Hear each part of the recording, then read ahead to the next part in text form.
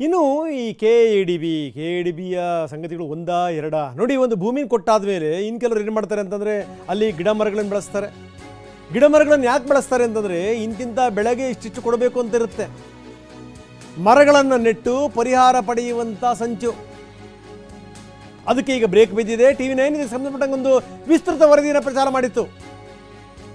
ಯಾವಾಗ ವರದಿ ಪ್ರಸಾರ ಆಯ್ತಲ್ಲ ಆದ ತಕ್ಷಣ KADB CEO ಎಚ್ಚೆತ್ತುಕೊಂಡ್ರು. ಜಂಟಿ ಸರ್ವೆ ನಡೆಸ್ತಾ ಇದ್ದಾರೆ. ಕರ್ನಾಟಕ ಕೈಗಾರಿಕಾ ಪ್ರದೇಶ ಅಭಿವೃದ್ಧಿ ನಿಗಮದ CEO ಅವರ ಅಧಿಸೂಚನೆಯ ಬಳಿಕ ಈಗ ಮರಗಳು ಯಾವ್ಯಾವನ್ನ ಹಾಕಿದ್ರಲ್ಲ ಅಂಥ ಮರಗಳಿಗೆ ನಾವು ಪರಿಹಾರ ಕೊಡಲ್ಲ ಅಂತ ಇಸ್ರೋ ಸ್ಯಾಟಲೈಟ್ ಫೋಟೋ ಆಧರಿಸಿ ಪರಿಹಾರವನ್ನು ಕೊಡ್ತೀವಿ. ಮೊದಲು ಏನಿತ್ತಲ್ಲ ಅದರ ಆಧಾರದ ಮೇಲೆ 3 ದಿನಗಳಲ್ಲಿ ವರದಿ ಸಲ್ಲಿಸಿ ಅಂತ ಕೂಡ ಹೇಳಲಾಗಿದೆ. KADB CEO ಮಹೇಶ್ ಆದೇಶವನ್ನು ಹೊರಡಿಸಿದ್ದಾರೆ. 3 ದಿನದಲ್ಲಿ ವರದಿ ಸಲ್ಲಿಸಿ. ನಾವು ತೋರಿಸ್ತಾ ಇದ್ದೀವಿ ರೈತರಿಂದ ಸ್ವಾಧೀನಪಡಿಸಿಕೊಂಡಂಥ ಭೂಮಿ. ಆ ಭೂಮಿನಲ್ಲಿ ಇದ್ದಕ್ಕಿದ್ದಂಗೆ ಮರಗಳು. ನರಸಿಂಹ ಭಟ್ ಹನಿ ಪಾರ್ಕ್ನಿಂದ ವರ್ಷಕ್ಕೆ 40 ಲಕ್ಷ ಗಳಿಸ್ತಿದ್ದಾರೆ. ನೀವು ಕೂಡ ಅವರಿಂದ ಕಲಿಬೇಕಾ? ಅವ್ರ ಜೊತೆ ವಿಡಿಯೋ ಕಾಲ್ನಲ್ಲಿ ಮಾತಾಡಬೇಕಾ? ಈಗಲೇ ಫ್ರೀಡಮ್ ಆ್ಯಪ್ ಡೌನ್ಲೋಡ್ ಮಾಡಿ. ರಾತ್ರಿ ಮರಗಳನ್ನು ನೆಟ್ಟುಬಿಟ್ಟಿದ್ರು ಬ್ರೋಕರ್ಗಳು. TV9 ವರದಿ ಪ್ರಸಾರ ಮಾಡ್ತಿದ್ದಂಗೆನೇ ಈಗ ಅಧಿಕಾರಿಗಳು ಎಚ್ಚೆತ್ತುಕೊಂಡಿದ್ದಾರೆ. ಇದು TV9 ಬಿಗ್ ಇಂಪ್ಯಾಕ್ಟ್.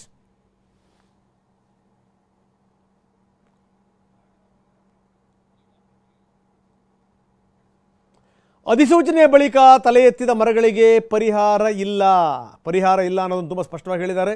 ಇಸ್ರೋ ಸ್ಯಾಟಲೈಟನ್ನು ಆಧರಿಸಿ ನಾವು ಒಂದು ಪರಿಹಾರ ಕೊಡ್ತೀವಿ, ನೀವು ಈ ರೀತಿ ನೋಡಿ ಇದ್ದಕ್ಕಿದ್ದಂಗೆನೇ ಮರಗಳು. ಎಲ್ಲಿಂದ ಬಂದುವಪ್ಪ ಇವು ಮರಗಳು?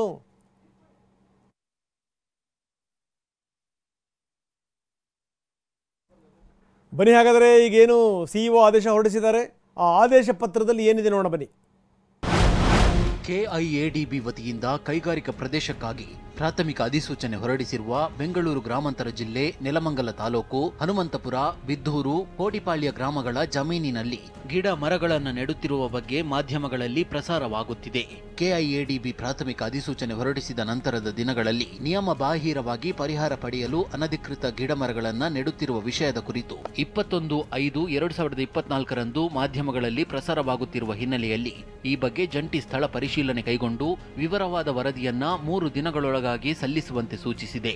ಸದರಿ ನಿರ್ದೇಶನ ಪಾಲಿಸದೆ ಪ್ರಾಥಮಿಕ ಅಧಿಸೂಚನೆ ಹೊರಡಿಸಿದ ದಿನಾಂಕದ ನಂತರದ ದಿನಗಳಲ್ಲಿ ಅಭಿವೃದ್ಧಿಪಡಿಸಿರುವ ಮರ, ಮಾಲ್ಕಿ ಮತ್ತು ವಿನ್ಯಾಸಗಳಿಗೆ ಪರಿಹಾರ ಪಾವತಿಸಿ ಮಂಡಳಿಗೆ ನಷ್ಟವುಂಟು ಮಾಡಿರುವ ಪ್ರಕರಣಗಳು ಮಂಡಳಿಯ ಗಮನಕ್ಕೆ ಬಂದಲ್ಲಿ ಸಂಬಂಧಪಟ್ಟ ವಿಶೇಷ ಭೂಸ್ವಾಧೀನ ಅಧಿಕಾರಿಯನ್ನೇ ನೇರ ಹೊಣೆಗಾರನನ್ನಾಗಿಸಿ ಶಿಸ್ತು ಕ್ರಮ ಕೈಗೊಳ್ಳಲು ಸರ್ಕಾರಕ್ಕೆ ಶಿಫಾರಸು ಮಾಡಲಾಗುವುದು.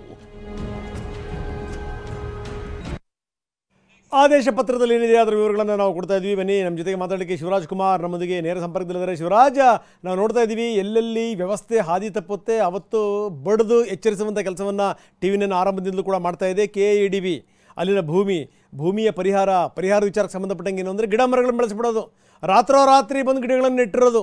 ಅಂದರೆ ಇದರ ಬಗ್ಗೆ ವಿಸ್ತೃತ ವರದಿ ಪ್ರಸಾರ ಆದ ನಂತರ ಈಗ ಅಧಿಕಾರಿಗಳು ಎಚ್ಚೆತ್ತುಕೊಂಡಿದ್ದಾರೆ. ಏನಿದು 8 ದಿವಸದಿಂದ ನಡೀತಾ ಇತ್ತು, ಇದು ಕೇವಲ ಏನು ಅಂದರೆ ನಾವೀಗ ತೋರಿಸಿದ್ವಿ, ಹಿಂದಿನಿಂದಲೂ ಕೂಡ ಇದನ್ನು ಮಾಡ್ಕೊಂಬಂದಿರೋರು ಇದನ್ನು ಮಾಡಿರ್ತಾರೆ. ಏನಂತೀರಿ?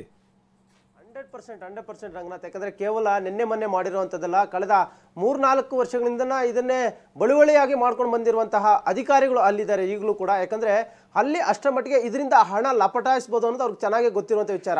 ಈ ಒಂದು KADBಯಲ್ಲಿ ನಡೀತಾ ಇದ್ದಂಥ ಒಂದು ದೊಡ್ಡ ಕರ್ಮಕಾಂಡದ ಬಗ್ಗೆ TV9 ಬೆಳಕು ಚೆಲ್ಲಿತ್ತು.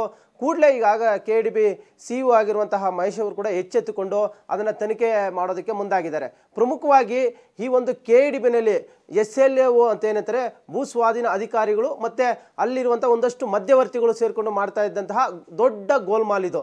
ಇದರಿಂದನೇ ಏನಿಲ್ಲ ಅಂದರೂ KADBಗೆ ಬರೋಬ್ಬರಿ ಸುಮಾರು 400-500 ಕೋಟಿಯಷ್ಟು ನಷ್ಟ ಉಂಟಾಗಿದೆ ಅಂತ ಈಗಾಗಲೇ ಅಲ್ಲಿನ ಕೆಲವೊಂದಷ್ಟು ಅಧಿಕಾರಿಗಳೇ ಹೇಳ್ತಾ ಇದ್ದಾರೆ. ಯಾಕಂದರೆ ಅಷ್ಟರ ಮಟ್ಟಿಗೆ ಇನ್ವಾಲ್ವ್ ಆಗಿ ಎಲ್ಲರೂ ಕೂಡ ಈ ಒಂದು ಕಳ್ಳತನ ಪ್ರಕರಣದಲ್ಲಿ ಭಾಗಿಯಾಗಿದ್ದರು. ಅದನ್ನು ಬೆಳಕಿಗೆ ತರುವಂಥ ಕೆಲಸವನ್ನು ಇವತ್ತು TV9 ಮಾಡಿದೆ. ಆ ಒಂದು ಮೇರೆಗೆ ಈಗಾಗಲೇ KADB CEO ಆಗಿರುವಂಥ ಮಹೇಶ್ ಕುಮಾರ್ ಅವರು ಕೂಡ ಎಚ್ಚೆತ್ತುಕೊಂಡು ಕೂಡಲೇ ತನಿಖೆಗೆ ಆದೇಶಿಸಿದ್ದಾರೆ. ಅಂದರೆ ಮುಖ್ಯ ಅಭಿಯಂತರರ ಜೊತೆ ಮತ್ತು ಸರ್ವೇಯರ್ ಹಾಗೂ ವಿಶೇಷ ಭೂಸ್ವಾಧೀನ ಅಧಿಕಾರಿ ಹೋಗಿ ಸ್ಥಳಕ್ಕೆ ಹಾಜರು ಮಾಡಿ ಅಲ್ಲನ್ನು ಪರಿಶೀಲನೆ ಮಾಡಿ ಒಂದು ಸರ್ವೆ ರಿಪೋರ್ಟ್ ಕೊಡಬೇಕು ಅಂತ ಈಗಾಗಲೇ ಒಂದು ಸೂಚನೆಯನ್ನು ಕೊಟ್ಟಿದ್ದಾರೆ. ಜೊತೆಗೆ ಏನು ಪ್ರಾಥಮಿಕ ಅಧಿಸೂಚನೆ ಹೊರಡಿಸಿದ ನಂತರ ಯಾರಾದರೂ ಅಲ್ಲಿ ಗಿಡಗಳು ಮರಗಳನ್ನು ನೆಟ್ಟಂಥ ಒಂದು ಏನು ಕಂಡು ಬಂದರೆ ಅಂತಹದಕ್ಕೆ ಯಾರು ಕಾರಣಕರ್ತರಾಗಿರ್ತಾರೋ, ಯಾರೆಲ್ಲ ಭಾಗಿಯಾಗಿರ್ತಾರೋ ಅಂತಹ ಒಂದು ಗಿಡಗಳಿಗೆ ಯಾರು ಪೇಮೆಂಟ್ ಮಾಡ್ತಾರೋ ಆ ಒಂದು ಅಧಿಕಾರಿಗಳ ಮೇಲೆ ಶಿಸ್ತು ಕ್ರಮ ಜರುಗಿಸೋಕೆ ಸರ್ಕಾರಕ್ಕೆ ಶಿಫಾರಸು ಮಾಡ್ತೀನಿ ಅಂತ ಕೂಡ ಖಡಕ್ ಒಂದು ವಾರ್ನಿಂಗ್ ಕೊಟ್ಟಿರೋಂಥ ನಾವು ಪ್ರಮುಖವಾಗಿ ಗಮನಿಸ್ಬೋದು. ನೆಲಮಂಗಲ, ಕೋಲಾರ, ರಾಮನಗರ ಈ ಒಂದು ಭಾಗದಲ್ಲಿದೆ. ಕೇವಲ ಇದೇ ಒಂದು ದೊಡ್ಡ ಒಂದು ಅಲ್ಲಿ ಅವರು ದಂಧೆಯಾಗಿ ಮಾಡ್ಕೊಂಡಿರುವಂಥದ್ದು ರಂಗನಾಥ್. ಯಾಕಂದರೆ ಇಲ್ಲಿ ಪ್ರಮುಖವಾಗಿ ಒಂದೊಂದು ಮರಕ್ಕೆ ಒಂದು ನೀವು ಹಲಸಿನ ಮರ ಇರ್ಬೋದು, ಮಾವಿನ ಮರ ಇವಕ್ಕೆಲ್ಲ 20-25 ಸಾವಿರದಷ್ಟು ಫಿಕ್ಸ್ ಮಾಡ್ತಾರೆ. 1 ಎಕರೆಗೆ ಕೇವಲ 40ರಿಂದ 50 ಗಿಡ ಅಷ್ಟೇ ಮಾವಿನ ಮರ ಬೆಳೆಸೋಕೆ ಸಾಧ್ಯ. ಆದರೆ ಅಧಿಕಾರಿಗಳು ಎಂಥವ್ರು ಅಂದರೆ 1 ಎಕರೆಗೆ 200ರಿಂದ 250 ಮರಗಳಿದ್ದಾವೆ ಅಂತ ಕೂಡ ಸುಳ್ಳು ಲೆಕ್ಕ ತೋರಿಸಿ ಬಿಲ್ ಮಾಡಿದ್ದಾರೆ. ಇದನ್ನು ಗಮನಿಸ್ತಾ ಹೋದರೆ ಏನಿಲ್ಲೊಂದು KEDBಗೆ ಬರೋಬ್ಬರಿ 400ರಿಂದ 500 ಕೋಟಿಯಷ್ಟು ಈಗಾಗಲೇ ಕಳೆದ 3 ವರ್ಷಗಳಿಂದ ನಷ್ಟವನ್ನುಂಟು ಮಾಡಿದ್ದಾರೆ. ಇದು ಒಂದು ರೀತಿಯ ದೊಡ್ಡ ಮಟ್ಟದ ದಂಧೆಯಾಗಿ ಮಾರ್ಪಾಡು ಮಾಡ್ಕೊಂಡಿದ್ರು. ಅದಕ್ಕೆ ಬ್ರೇಕ್ ಆಗುವಂತ ಕೆಲಸವನ್ನ ಇವತ್ತು TV9 ಮಾಡಿದೆ. ಖಂಡಿತವಾಗ್ಲೂ ಕೂಡ ಇದಕ್ಕೆ ಎಲ್ಲರೂ ಕೂಡ ಶ್ಲಾಘನೆಯನ್ನು ಕೂಡ ವ್ಯಕ್ತಪಡಿಸ್ತಾ ಇರುವಂತದ್ದು ರಂಗನಾಥ್. ಓಕೆ, ಧನ್ಯವಾದ ತಮ್ಮೆಲ್ಲ ಮಾಹಿತಿಗೆ.